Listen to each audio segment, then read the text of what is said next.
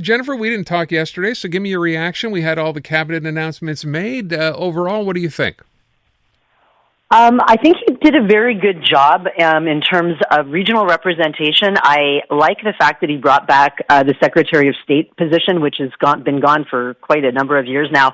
But it's a good way to have representation for particular issues that you're not really a full cabinet minister, because not everybody can be a cabinet minister. And unfortunately, the former Prime Minister Trudeau made everybody a cabinet minister. Now, I spent a good deal of time yesterday going through this, looking for something on behalf of clients. Now, I'm going to be like a lot of other people, waiting for the mandate letters to see who's responsible for what, because despite having a well-balanced cabinet or whatever, there are some things that are not clear yet, and who's responsible for it, particularly people with disabilities, seniors and stuff like that. They don't have any minister designated for them. But other than those glaring oversights, I think that he's done a good job. I was surprised, as were a lot of my associates, that Letao didn't make the cut.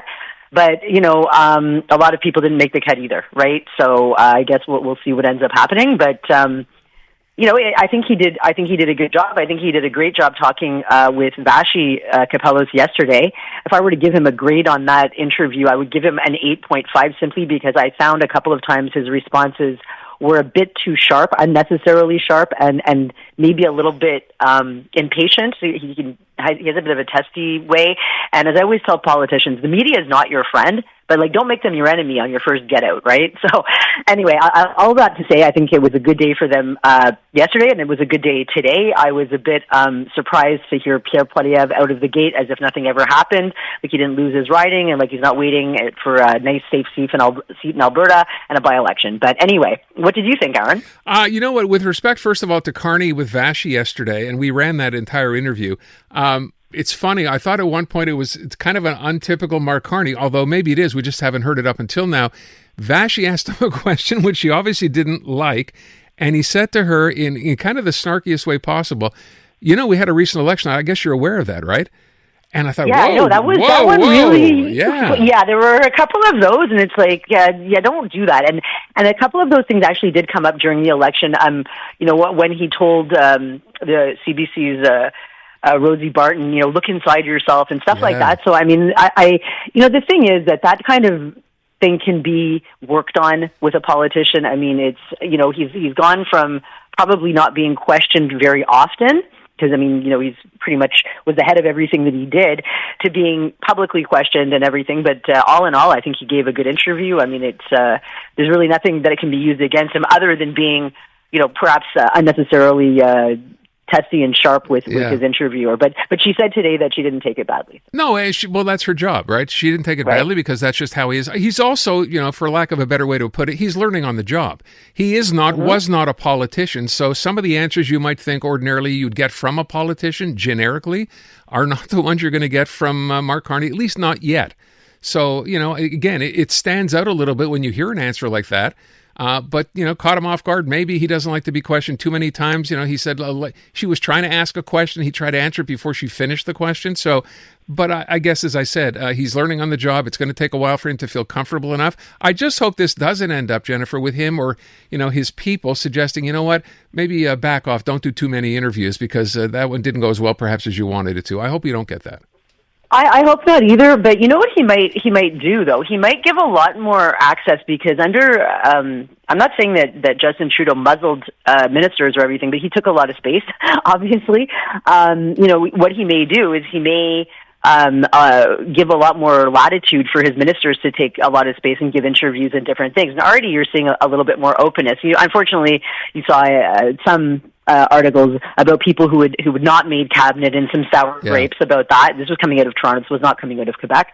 But it happens. For example, my member of parliament was a minister for a couple of weeks, and now she's no longer a minister.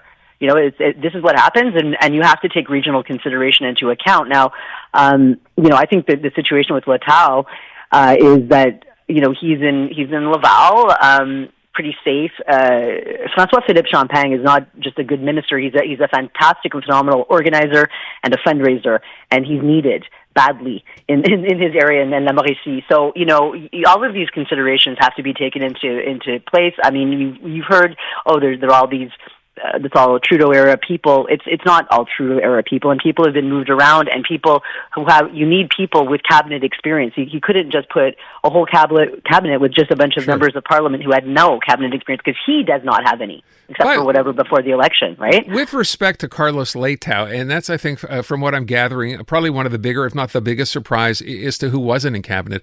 Have you heard anything beyond, and I heard Tom talking about this morning as well, this idea, as you just mentioned, François-Philippe Champagne, very important to the party.